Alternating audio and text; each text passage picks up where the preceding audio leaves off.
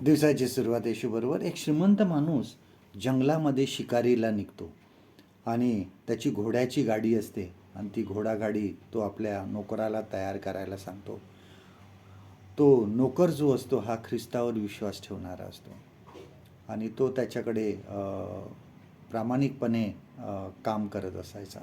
आणि जंगलाच्या मध्यभागी आल्यानंतर अचानक त्या घोडागाडीचं जे चाक असतं त्याची जी खुट्टी लावलेली असते ती निसटून खाली पडते आणि मग हा नोकर खाली उतरतो आणि ते चाक असं दाबून ती खुट्टी लावण्याचा प्रयत्न करतो. पण अचानक ते चाक थोडंसं मागे येतं आणि त्याचं बोट जे आहे ते त्याच्यामध्ये सापडतं आणि चिमटून जातं आणि त्याच्यातून रक्त यायला लागतं. आणि जेव्हा चिमटल्यावर खूप वेदना होतात आणि अचानक वेदना झाल्यानंतर त्याच्या तोंडातून पटकन एक शिवी बाहेर पडते आणि ती शिवी बाहेर पडल्यानंतर दुसऱ्या क्षणाला तो लगेच मोठ्याने म्हणतो की हे देवा तू मला क्षमा कर आणि देवा मला क्षमा कर, कारण ख्रिस्तासारखं दुःखामध्येही ही शांत राहणं मला जमलं नाही, अशी तो प्रार्थना करतो. आणि त्याचा मालक ते ऐकत असतो आणि तो मालक सांगतो की मला माहीत आहे की तू ख्रिस्तावर विश्वास ठेवणारा आहेस, पण मग तुझ्या आयुष्यामध्ये हे संकटच का, तुझे दुःखच का तुझ्या आयुष्यामध्ये सारखी तुझी धडपड चालू असते. मी देवावर विश्वासच ठेवत नाही, परंतु मी सुखी आहे, माझ्या जीवनामध्ये असं काय प्रॉब्लेम्स नाही आहेत, हे असं का. आणि ह्या नोकराकडे त्याचं काही उत्तर नसतं, तो शांत राहतो.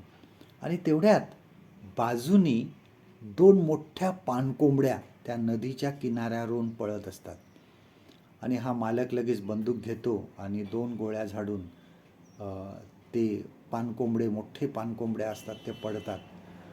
त्याच्यातली एक मरून जाते आणि दुसरी फडफडत असते, तरी इकडं तिकडं अशी पळत असते ती.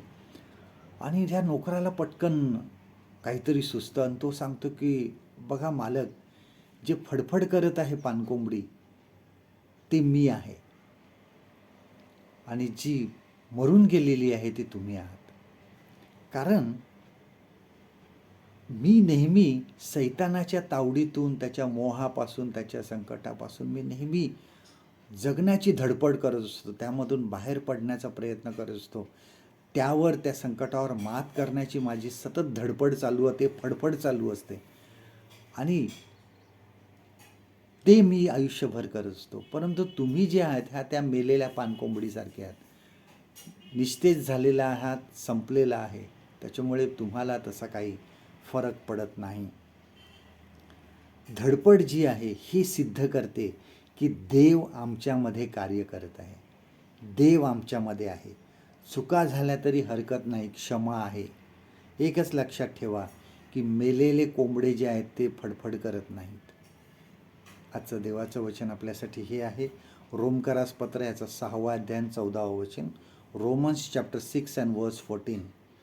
पापाची सत्ता तुम्हावर चालणार नाही, कारण तुम्ही नियमशास्त्राधीन नाही तर कृपाधीन आहात.